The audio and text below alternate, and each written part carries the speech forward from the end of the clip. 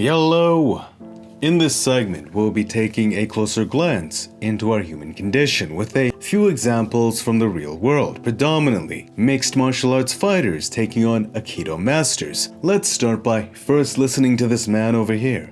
Aikido is better than Brazilian Jiu-Jitsu. Aikido teaches you to neutralize the threat as quickly as possible, to reduce damage, to stay off the ground. Aikido, when properly trained, has more of the requisite material to survive a real-life altercation than BJJ does. What would you think if I said Aikido has grappling techniques that could stand up to any fighting system out there? Now, watch what happens to him.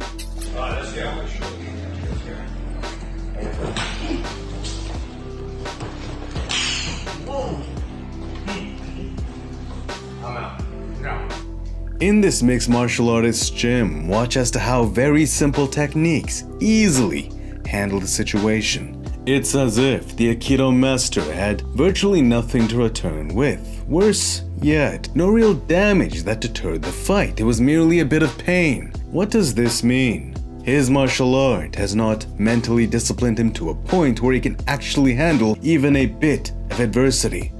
The first sign of discomfort, and instantly, his mind wilts from the situation. What has he been training this entire time? Has he not been invoking real pain, real discomfort upon his vessel and mind? Near instantly, the moment the cold hand of truth smacks this man, just like that, he awakens to his own mortality.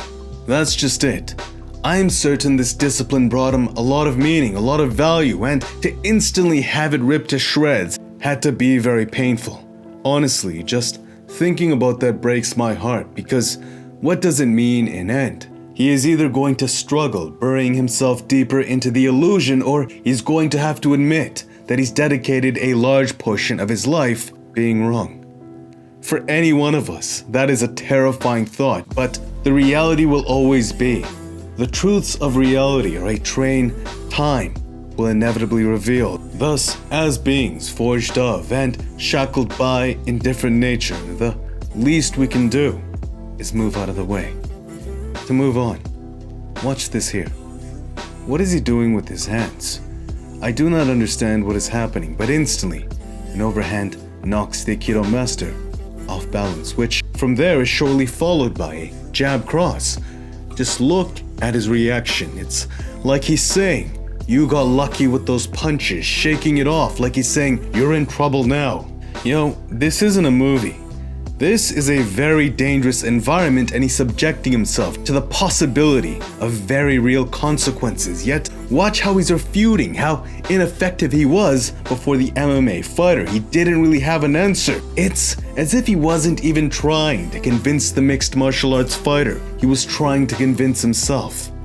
It was a simple jab cross over and over again until the Aikido master wilted. Cain Velasquez, Brock Lesnar, shots hailed down, riding the top position. And you know what the saddest part of all this may be? The individual may not learn from their conflict. They may not learn from their pain, thus they may not grow from it.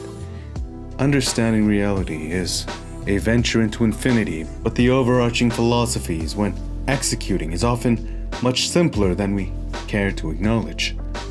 Nevertheless, though, the fact remains, time will always remain on the side of what is true. That is why, regardless of the facet of life, even if those who possess a high success rate at first look intricate, Dominic Cruz versus Ninja, a closer glance reveals that true power is layers upon layers of well-polished fundamentals, well-refined simplicity, hard work, refining simplicity, permitting flair to flourish only when the foundation is built rock solid. That is the lesson we may all grow from. And to that end, I must thank the Aikido master. Even if you do not see this lesson, we still may. And for that, I'm grateful.